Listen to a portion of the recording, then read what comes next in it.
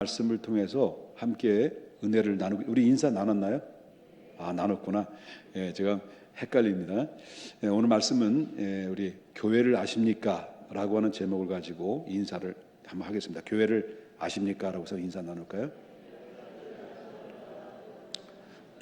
자, 오늘 여러분이 함께 읽었던 말씀 중에서 13절에 보니까 예수님께서 이 갈릴리 중심으로 예수님이 이제 하나님의 사역을 하고 병자를 고치고 그리고 말씀을 선포하다가 어느 날 예수님의 제자들을 데리고 저 북단 가이사라는 곳으로 데려갔습니다. 데려가셔서 그때 이제 북단 가이사라는 지방에 가다가 어찌 제자들과 같이 가다가 예수님이 제자들에게 질문을 해요. 얘들아, 여기 가이사라의 사람들이 살고 있는데 사람들이 나를 누구라고 이렇게 얘기들 하느냐라고 했더니 이제 제자들이 하는 얘기가 어떤 이는 세례 요한이라고 주님을 세례 요한이라고 말하기도 하고요. 어떤 이는 바로 엘리야라고 말하기도 하고요. 어떤 이는 에레미야나 아니 선지자 중에 한 사람이라고 이렇게들 얘기하고 있습니다.라고 제자들이 대답했다는 거죠. 그래서 예수님이 이제 그 질문을 듣고 이제 제자들을 쭉 세워놓고 그렇다면 너희들은 나를 누구라고 생각하느냐? 여태까지 3년 동안 나와 함께 있지 않느냐? 그러면 나를 여태까지 따라다니면서 함께하면서 나에 대해서 생각해 본 것이 있지 않느냐? 나를 누구라고 생각하느냐 할 때 그때 예수님의 제자 12명 중에서 이 베드로라고 하는 수제자죠. 베드로라고 하는 베드로가 아주 큰 목소리로 이제 고백을 하죠. 16절에 나오는 말씀인데요. 시몬 베드로가 대답하여 이르되 주는 그리스도시요 살아계신 하나님의 아들입니다. 라고 이렇게 대답을 했어요. 그러니까 이 대답을 들으신 예수님이 너무너무 기쁜 거예요. 얼마나 기쁘신지. 그래서 그 대답을 들으시고 예수님이 이 베드로에게 이런 말을 해요. 자, 17절을 보니까 이렇게 예수님이 말씀하십니다. 예수께서 대답하여 이르시되 바요나 시몬아 내가 복이 있도다. 이를 내게 알게 하니는 혈육이 아니라 누가 알겠다는 거예요? 하늘에 계신 내 아버지시니라 라고 말하는 거죠. 그러니까 우리가 구원의 은총을 받는 것은 우리의 내 혈육이나 어떤 지식이나 경험에서 얻는 것이 아니라 하나님이 주님이 어떤 분이라는 것을 알 수 있도록 선물로 주셨기 때문에 가능했다. 그런 얘기가 되겠죠. 자, 이 말씀은 그리고 나서 예수님께서 바요나 시몬아 내가 이렇게 쭉 얘기하시면서 이 말씀을 하신 다음에 예수님께서는 아주 중요한 얘기를 해요. 베드로에게 그리고 제자들에게 아주 중요한 말씀을 하시는데 그것이 18절에 나오는 말씀입니다. 18절에 뭐라고 나오냐면 또 내가 내게 이르노니 너는 누구라고요? 베드로라. 내가 이 반석 위에 내 교회를 세우리니 음부의 권세가 이기지 못하리라. 그 밖에 뭐 천국 열쇠를 준다, 뭐 이렇게 하늘에서 닫으면 너희가 땅에서 닫으면 하늘에서도 닫을 것이고 열면 하늘에서 열릴 것이다 등등 여러 가지 말씀을 하시는데 여기서 중요한 말씀인데 18절에 보니까 너는 베드로라 내가 이 반석 위에 뭘 세운다는 거죠? 네 교회가 아니라 내 교회를 세운다라고 이렇게 했습니다. 근데 여기서 18절에 나오는 이 말씀을 어떻게 보느냐에 따라서 바로 그것은 기독교와 천주교가 그 전혀 다른 방향으로 나눠질 수 있다는 것을 보게 된다라고 하는 거죠. 그래서 저와 여러분이 함께 읽었던 18절에 나오는 말씀은 기독교와 천주교가 교회론이 완전히 갈라놓는 말씀이 바로 오늘 함께 읽었던 18절에 나오는 말씀이다라고 하는 것입니다. 너는 베드로라고 할 때 베드로라는 말은 뭐냐면 반석이라는 말로 한국말로 이렇게 번역이 되는 거죠. 베드로는 반석이고 반석은 곧 베드로다라고 하는 것이죠.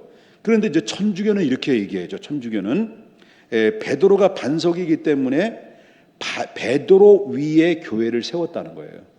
베드로 자체 위에 교회를 세웠다라고 주장합니다. 그리고 예수님이 이제 이 땅에서 사명을 다 완수하시고 십자가에 못 박혀 죽으시고 그리고 죽은 지 3일 만에 부활하시고 부활하신 다음에 다시 사람을 3일 또 40일 동안 있다가 이제 하나님 나라로 승천하시고 난 다음에 여태까지 가지고 있던 예수님의 모든 권세들을, 이 권세들을 누구에 줬다는 거냐면 베드로에게 줬다는 거예요. 그렇게 이제 천주교는 해석한 거예요. 그래서 모든 예수님의 권세를 베드로에게 전부 다 이양해 줬다라는 것을 이렇게 해석을 하는데, 왜? 베드로 위에 내 교회를 세운다고 그랬으니까 예수님의 모든 권세를 베드로에게 이양했다, 줬다라고 하는 거죠. 그리고 예수님은 올라가셨어요. 하나님 보좌에 복귀하셨고 예수님의 모든 권한, 모든 권세를 예수님이 통째로 베드로가 받아가지고 그 베드로가 그 교회를 이제 예수님의 권세를 가지고 7일을 하다가 베드로가 죽었어요. 베드로가 죽고 난 다음에 또 다시 베드로 다음 가는 이제 교황이 그 권세를, 베드로 가지고 있었던 모든 권세를 이어받아서 지금까지 교황이 그것을 계속해서 이어졌다는 것이, 이것이 바로 천주교에서 말하는 교황 제도라고 하는 것입니다. 다 예수님이 십자가에 못 박혀 죽으시고 난 다음에 하나님 나라 가는 대신 가고 베드로에게 모든 예수님의 권한을 이양했고, 베드로가 죽은 다음에 그 권세가, 예수님의 모든 권세가 교황에게 주어졌고, 교황이 계속 이어지다가 오늘날까지 교황 제도가 계속 이 천주교를 이끌어 간다는 것을 바로 이제 천주교에서 그렇게 주장했다라는 거죠. 그래서 여러분 이제 중세 시대에 들어와서 교황이 칙령 내렸어요. 교황들이 칙령이 내린 칙령이 있습니다. 그 칙령이 어떻게 내려졌냐라고 그럴 때 어느 정도로 이렇게 권세가 세졌냐면, 교황은 하나님의 말씀과 동일한 권위를 가지고 있기 때문에 사람을 죽일 수도 있고 사람을 살릴 수도 있다는 거죠. 이렇게 칙령이 내려왔어요. 그만큼 이 교황이 모든 권세가 하늘을 찔렀어요.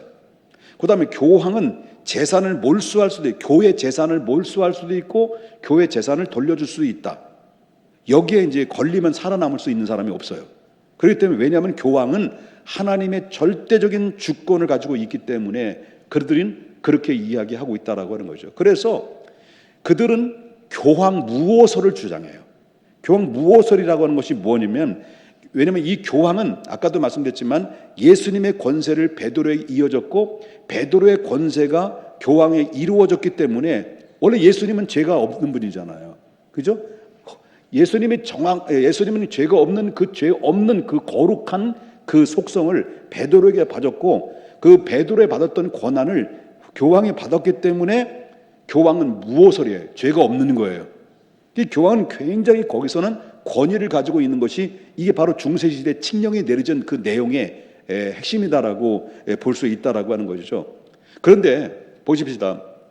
더 기가 막힌 것은 바로 뭐냐면, 이렇게 교황들이 하늘을 찌르듯이 그러니까 막 권세를 가지고 있으니까 이것이 그들의 입에서, 역대 교황들이 입에서 쏟아낸 말들을 한번 또 소개를 드린다면 이와 같습니다. 천주교 백과사전 기록된 교황에 대한 정의를 이렇게 내렸어요. 교황은 인간이 아니다. 하나님과 같은 존재로서 하나님의 대리자다. 이렇게 얘기했어요. 그리고 이제 1894년 6월 20일 교서 중에서 교황들은 전능한 하나님의 자리를 대신한다. 그러면 하나님이나 교황이나 뭐예요? 다를 바가 없다는 거죠. 마치 하나님과 동일하다는 그런 의미를 가지고 있다는 거죠. 그리고 프롬타 비블리오타카, 뭐 이 영어 발음이 뭘지 모르겠어요. 근데 이렇게 영어를 번역에 한글로 들어서 제가 썼는데 이게 따갈런지 잘 모르겠어요. 제 6권 25페이지부터 29페이지를 한마디로 딱 요약하는데, 교황은 지상의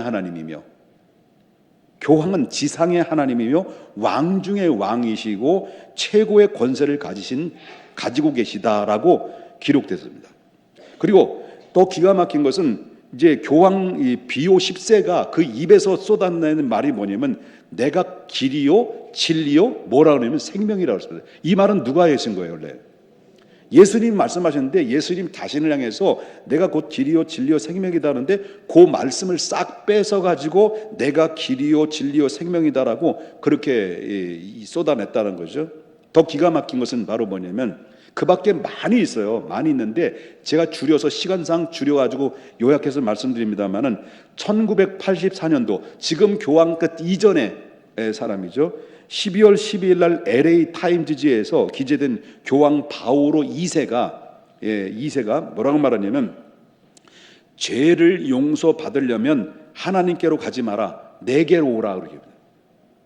이 정도면 막 가자는 거잖아요. 이 정도면 이렇게 모든 역대 교황들의 입에서 쏟아내는 말들은 바로 뭐냐면 하나님과 동등된 위치에 올라서 교회를 다스리고 교권을 차지하면서 이렇게 이끌어 왔다라는 것을 보게 된다는 거죠. 여기서 더 기가 막힌 것은 그림을 한 장 좀 보여주는데 이 그림을 조금 이따 보여줄 겁니다만은 이 그림을 보시다 보면 뭘 보냐면 이제 흰 보좌, 성경에 보면 요한계시록 20장 11절에 보면 흰 보좌가 나와요. 하나님의 거룩하신 하나님이 앉아 계신 흰 보좌를 이제 모방하는 그림이 있어요. 누가 모방한지 이제 보십시다. 그다음에 좌우에는 천사의 형상들이 있어요.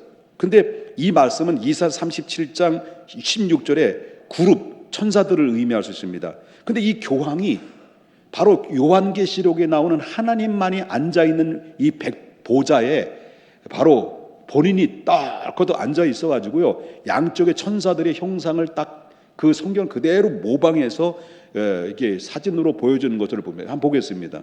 어떤지. 자, 보죠. 이것이 바로 뭐냐면 교황이 어디 앉아 있어요? 백보좌에 앉아 있어요. 그 양쪽의 의자의 옆에 보면 뭐가 있어요? 그룹죠. 양쪽 이 천사 그룹 두 그룹이 받쳐들고 있잖아요. 이 모습들은 바로 뭐냐면 요한계시록과 이사야에서 나오는 말씀 하나님을 바로 모방하는 그런 모습들로 비춰주고 있다는 그만큼 바로 뭐냐면 이 천주교의 교황의 교권이 어느 정도까지 올라섰냐면 하나님의 자리까지 올라와서 하나님을 제껴놓고 이제 왕의 자리, 하나님의 자리를 이렇게 이뤄서 모든 사람들을 압도해 나가는 이런 모습들을 우리가 볼 수 있다는 거죠. 자, 그러면 정말 오늘 이 말씀을 토대로 본다고 한다면 예수께서 베드로라고 하는 사람 위에 교회를 세웠느냐는 거예요. 예수님께서 베드로라는 그 사람 자체 위에 교회를 세웠느냐는 거죠. 정말 교황 위에 역대 교황들 위에 예수님께서 그 교회를 세웠느냐라고 하는 거죠. 정답은 no, 아니다라고 하는 거예요.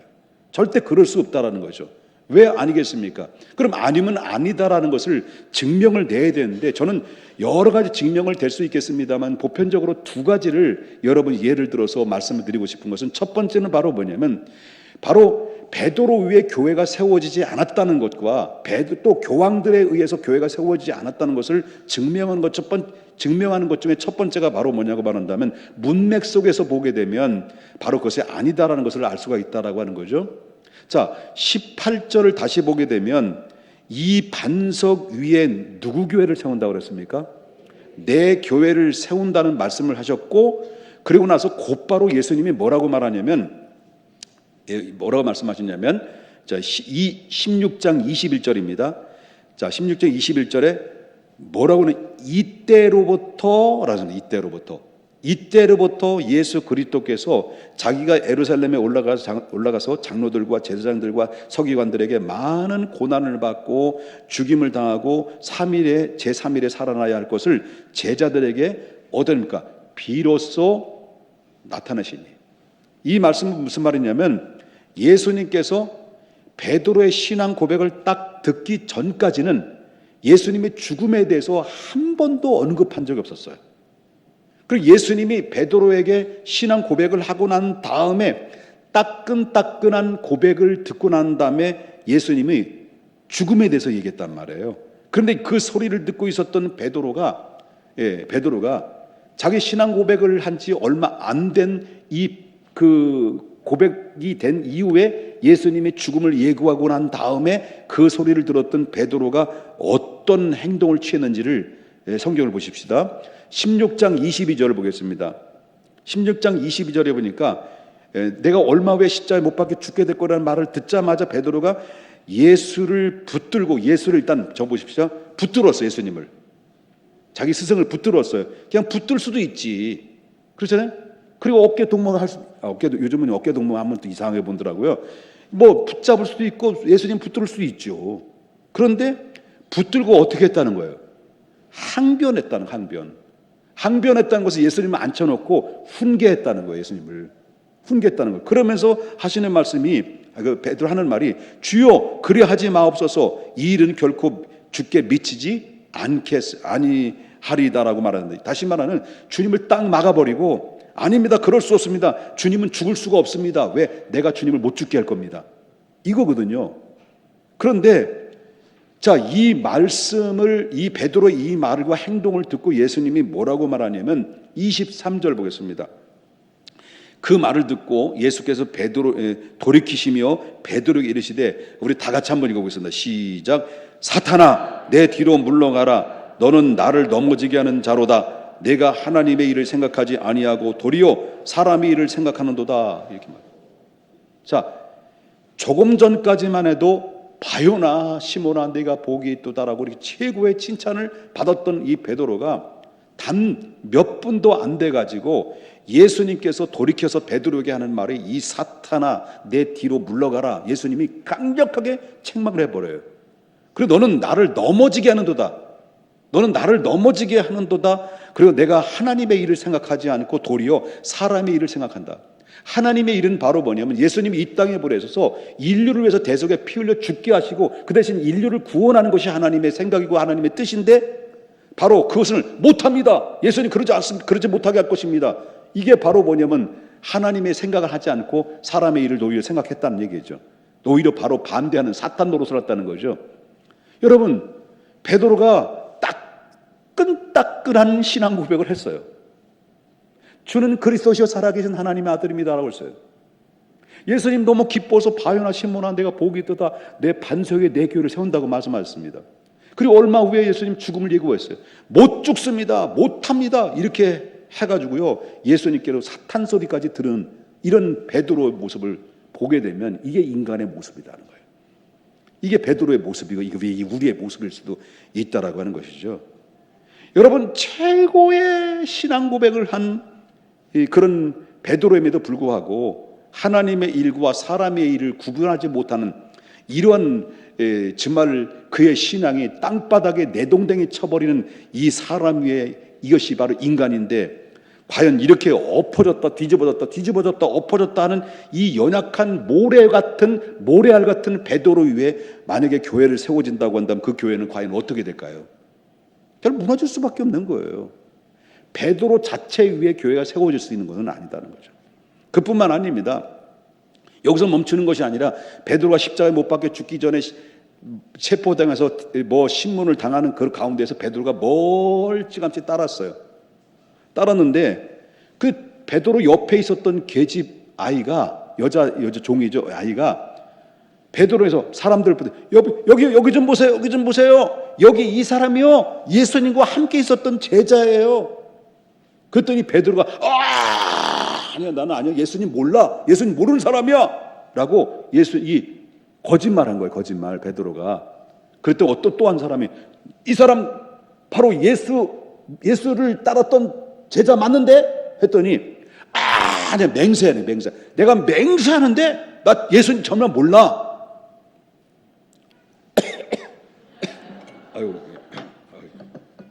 이 주일학교에 그 레벨에 맞추려니까 참 쉽지가 않네요. 그랬더니 또 한 사람이, 너 맞아, 분명해. 그랬더니 이런 베드로가 펄쩍 뛰면서 몰라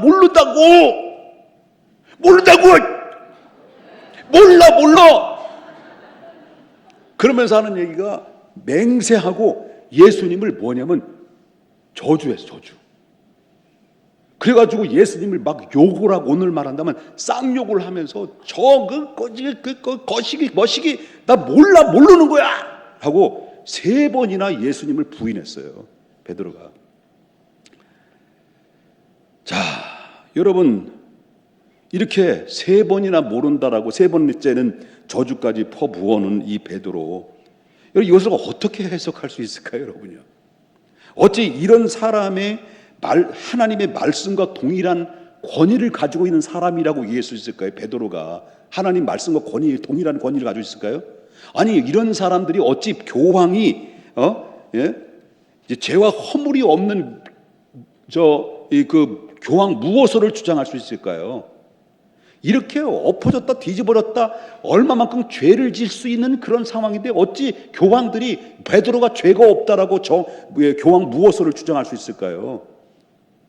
예수님을 모른다고 세 번씩이나 부인한 베드로는 마지막에는 예수님을 저주까지 퍼부었던 이런 인간이 위에 교회를 세운다라는 것은 이거는 아니다라고 하는 겁니다. 이해되시면 아멘 하십시다. 자, 두 번째 아니는 이유는 뭐냐면 성경의 문법상 보면 사람 위에 교회를 세운다는 것은 도저히 불가능하다는 거예요. 여러분, 본래 본문은 반석 위에 내 교회를 세운다라고 하는 것은, 이 반석이라고 하는 것은 뭐냐면 그 단어가 그 상당히 중요한 의미를 가지고 있습니다. 이 반석이라는 단어를 어떻게 해석하느냐가 굉장히 결정적인 결정권을 가지고 있는데요. 이 반석이라는 것은 지시대명사예요. 지시대명사라는 이 말은 뭐니까? 그러니까 이 말씀을 종합해 보면 어떤 것이냐면 이 반석은 베드로의 신앙 고백을 가리키는 얘기예요. 이 반석은 주는 그리스도시요 살아계신 하나님의 아들입니다라는 신앙 고백을 바로 반석을 표현할 수가 있다라고 하는 건데, 예수님께서 베드로의 분명한 신앙 고백을 듣고 난 다음에 너는 뭐라고 그랬습니까? 그때부터 베드로라는 말을 펼쳤어요. 그럼 지시 대명사로 그대로 표현한다고 한다면 이와 같은 겁니다. 너는 베드로다. 너의 신앙 고백 위에 내 교회를 세운다, 그거예요. 신앙 고백 위에, 베드로 자체 위에 세우는 것이 아니라 베드로의 신앙 고백 위에 교회가 세운다는 거죠. 그렇기 때문에 교회는 하나님 앞에서 주는 그리스도시요 살아계신 하나님의 아들입니다라고 하는 신앙 고백 위에 세워진 것이지, 베드로 지극히 연약하게 짝이 없는 베드로 자체 위에 교회가 세워진 것이 아니다 이거예요. 아니다 이거예요. 그러므로 말미암아 교회는 신앙 고백이 없는 교회는 교회가 아닙니다. 교회가 아닙니다. 그래서 이것도 못 믿을 것 같으니까 여러분, 여기에 뒷받침해 줄 수 있는 말씀이 바로 뭐냐고 말한다면 에베소 2장 20절에 보면 사도 바울이 이렇게 얘기해요. 에베소 교회 성도들에게 뭐랍니까? 너희 교회, 에베소 교회가 어떻게 세워진 줄 아느냐? 라는 질문을 해요. 베드로가 이제 사도 바울이 에베소 교인들에게 얘기해요. 자, 2장 20절에 보니까 너희는 누구와 누구예요? 사도들과 선지자들의 어디 위에? 터 위에 세우심을 입은 자라. 그리스도 예수께서 친히 모퉁이 돌이 되셨는 교회가 되셨다는 얘기죠. 그러면 여기서 너희라는 것은 뭘 의미하면 에베소 교회란 말이에요. 그러니 에베소 교회가 어떻게 세워졌다는 거예요? 바로 베드로 위에 세워졌다는 겁니까? 아니면 사도들과 선지자들 터 위에 세워졌다는 겁니까? 그러면 여기서 교회가 세워진 것은 베드로만 아니라 사도들이나 선지자들 터 위에서도 세웠다는 얘기예요. 그러면 여러분 보십시다. 그러면 이 구약에는 선지자들이 활동을 했어요. 선지자들이 입에서 무슨 말을 했어요? 하나님의 말씀을 전했는데 누구에 대한 말씀을 전했어요? 예수 그리스도에 대한 말씀이에요. 신약은요, 사도들이 전했어요. 예수 그리스도의 말씀을 전했단 말이에요. 그렇기 때문에 이 베드로에게만 세워진 것이 아니라 바로 뭐냐면 그리스도의 이름으로 바로 구약에는 선지자, 그 다음에 신약에는 사도들 위에 교회 터 위에 세워졌다는 것은 하나님의 말씀 예수 그리스도의 이름으로 선포된 그 고백 속에서 세워졌다는 것을 이야기하기 때문에 바로 에베소 교회는 베드로에 대한 언급이 안 나오잖아요. 주는 그리스도시여 살아계신 하나님의 아들입니다라는 신앙 고백을 한 사람 한 사람 그것이 바로 뭐냐면 성경에 분명히 이야기를 내가 여러분들이 다시 한번 질문을 드립니다만은 한번 크게 한번 고백을 해주셨으면 고맙겠어요. 반응을 좀 보여줬으면 좋겠는데요. 여러분 여러분에게는 예수님이 누구시에요? 그렇다면 여러분 자체 위에 교회를 세웠다라는 것이 아니라 여러분의 신앙 고백을 한 고백 위에 세워진 거기 때문에 누구든지 예수님을 나의 마음의 구주로 영접함과 동시에 바로 뭐냐면 내가 교회가 이루어지는 거예요. 그래서 여러분 개개인이 여러분 예수님을 믿고 예수님 영접하면 내가 곧 교회의 성전이에요. 교회가 누구냐 할 때 교회는 나예요. 그 주의 이름으로 두세 사람이 모인 곳은 그거 어디예요? 교회예요. 구역 예배도 누구의 이름으로 모여요? 구역 예배도 주 예수의 이름으로 신앙 고백되지 않는 사람들이 모여지면 그건 교회가 아니에요. 그러나 구역 예배 모여도 주님의 이름으로 신앙 고백되어진 사람들이 모여지면 그것은 두세 사람이 모여든 10사람이 모여든 그것은 바로 교회라는 거예요. 분명한 것은 베드로의 신앙 고백이 교회에서 세워진 것이 바로 사람 위에 세운 것이 아니라고 한다면 여러분 개개인으로 여러분들이 예수님을 분명히 예수님 영접하고 주는 그리스도시요 살아계신 하나님의 아들입니다라고 믿음을 갖게 되면 그 믿음의 고백은 그 고백한 사람 그 자체가 고백 위에 세워진 교회다. 그래서 너희 안에 성령이 거하시는 전인 줄 알지 못하느냐 라고 하는 것입니다. 이해되시면 아멘 합시다. 그러므로 그럼 교회 주인이 누구냐라는 겁니다. 교회 주인. 교회 주인은 베드로가 아니라 교황이 아니라 바로 예수 그리스도가 교회 주인이 되어야 되는 거죠. 바로 내 교회라고 하거든요. 베드로 위에 내 교회를 세운다는데 베드로가 교회 주인이 아니라 반석 위에 내 교회, 누구의 교회? 예수님의 교회라는 거예요. 예수님의 교회. 그렇기 때문에 교회의 주인은 예수 그리스도. 왜냐하면 교회는 베드로가 피 흘려 세운 교회가 아니기 때문에, 교회는 교황들이 피 흘려 세운 교회가 아니기 때문에 오직 교회는 예수 그리스도의 피 흘리시고 이 교회를 세웠다는 것을 분명히 알 수가 있다는 이 사실을 믿으셔야 됩니다. 성경에 나오는 위대한 사도 바울이 사울이 바울이 됐었던 결정적인 결정체가 어떤 때냐면 바로 이 사울이라는 사람이 예수 믿는 사람들을 다 잡아다 죽였어요.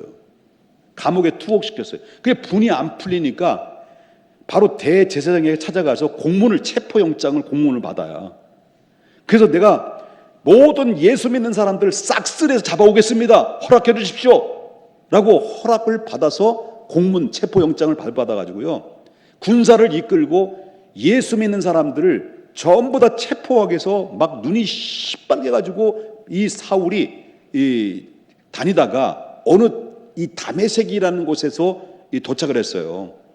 이 다메섹으로 도착을 했는데 한참 가다가 갑자기 하늘에서 빛이 쫙 비춰진 거예요.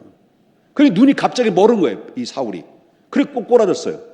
꼬꾸라진 상태 속에 있었을 때 그때 부활하신 주님이 이 사울에게 나타나면서 그 사울을 불러요.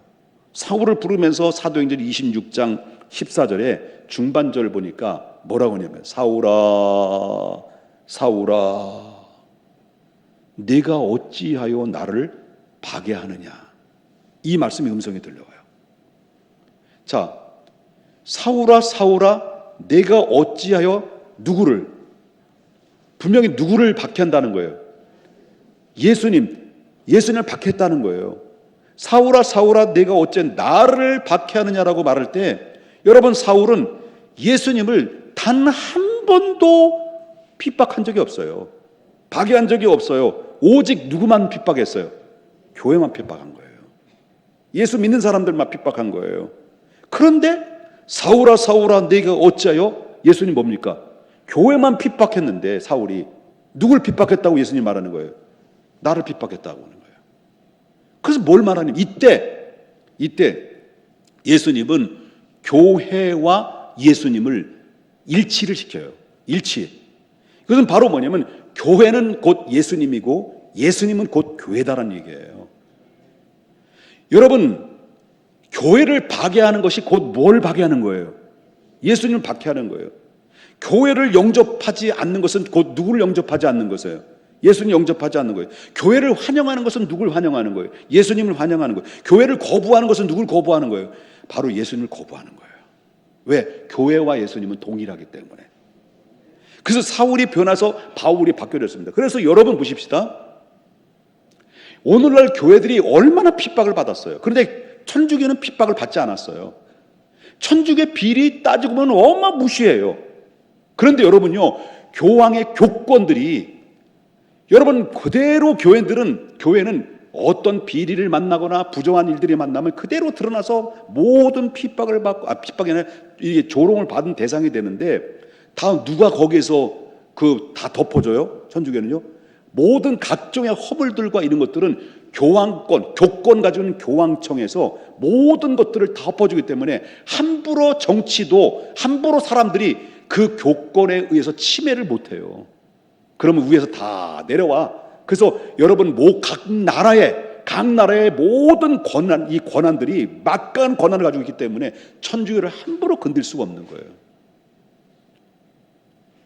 교회는 그렇지 않습니다. 교회는 그렇지 않아요. 교회가 허물이 있으면 드러나야 돼요. 그래야 회개하지. 그렇잖아요. 그래야 교회지.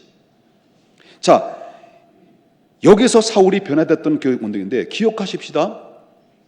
예수님과 교회는 하나라고 한다면 그것은 바로 우리가 교회를 떠나면 곧 누구를 떠나는 것과 마찬가지예요. 예수님을 떠나는 거죠.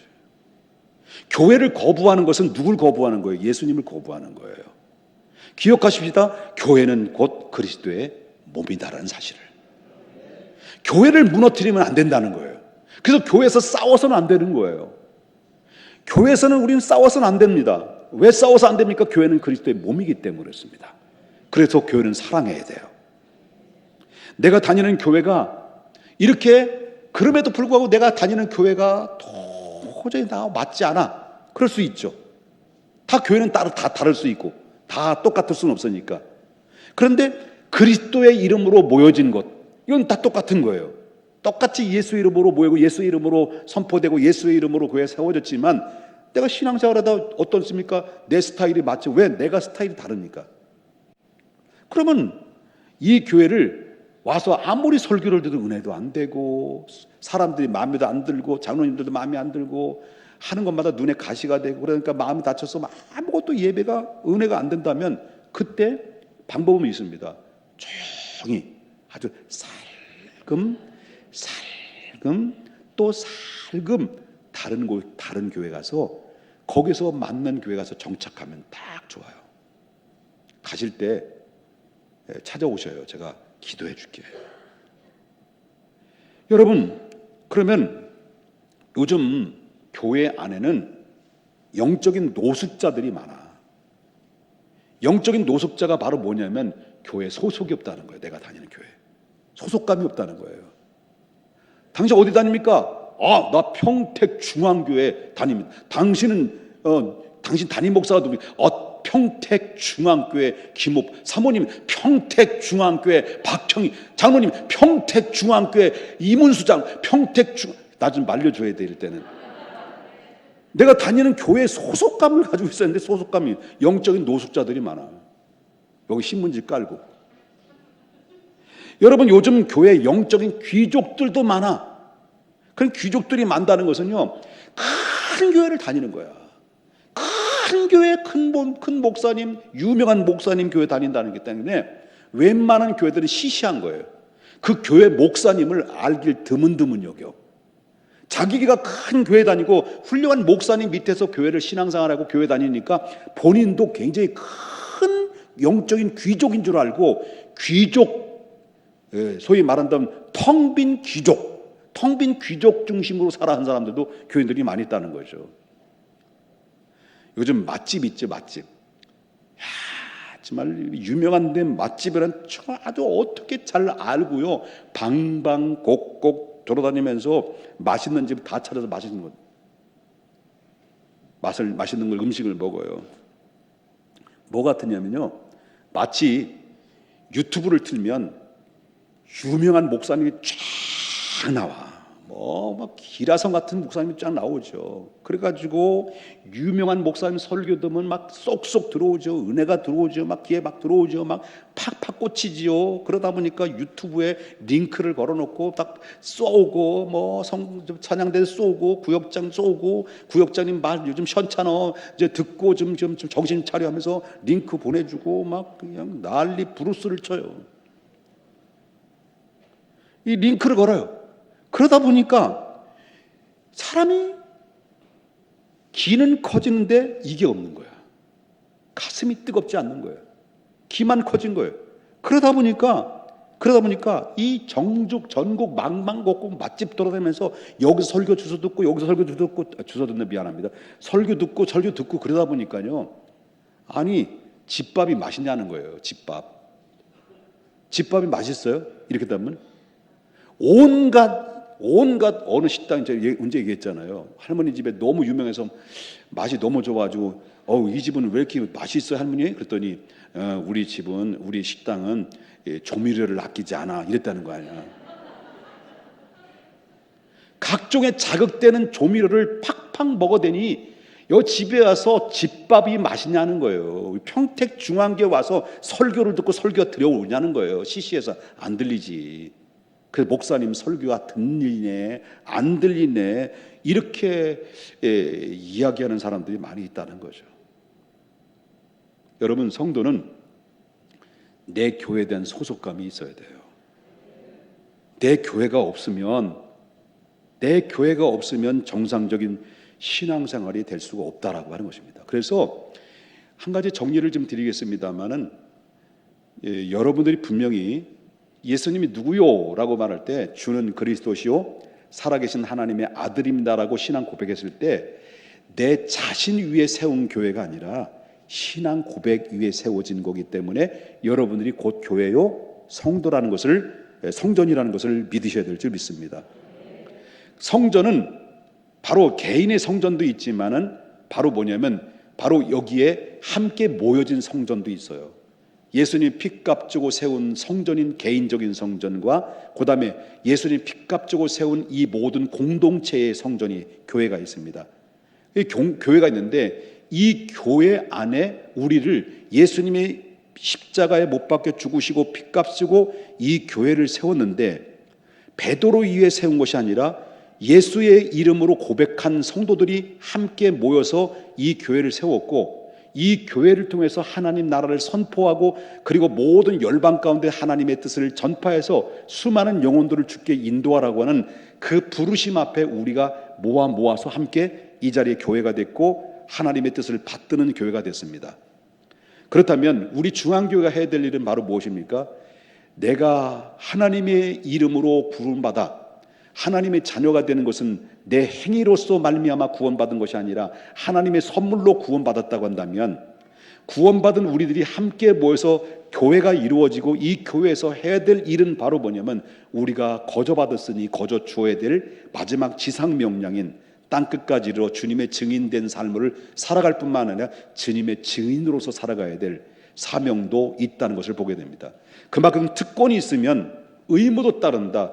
내가 성도라고 하는 내가 교회라는 것을 통해서 바로 세움받았다고 한다면 내가 교회요 성전이라면 우리는 거룩하게 살아가야 되고 거룩한 삶을 살아갈 뿐만 아니라 교회로서 마땅히 하나님의 부르심 받은 사명 앞에 기꺼이 내가 여기 있나이다 나를 보내소서라고 보내고 보냄받는 우리 하나님의 사람으로서 교회를 사랑하고 끝까지 주님 오실 그날 때까지 여러분 자리를 굳게 지켜서 주님 오실 때 찬란한 영광 앞에 섰을 때 내가 어떤 일을 발생됐든지 간에 내 영혼이 천사들이 받들려서 하나님 앞에 서는 그런 순간까지 여러분 평택 중앙교회를 사랑하고 바로 예수님 피값 주고 세우신 이 교회를 끝까지 지키고 그리고 후세들에게 남은 여기 있는 다음 세대들에게 계속해서 하나님의 은혜를 대물림해서 축복의 바로 역사를 이뤄나가는 우리 모든 성도님과 가정들이 되시기를 주 예수의 이름으로 축원합니다. 거룩하신 하나님 아버지, 주님의 은혜와 사랑을 아버지 하나님께 감사를 드립니다.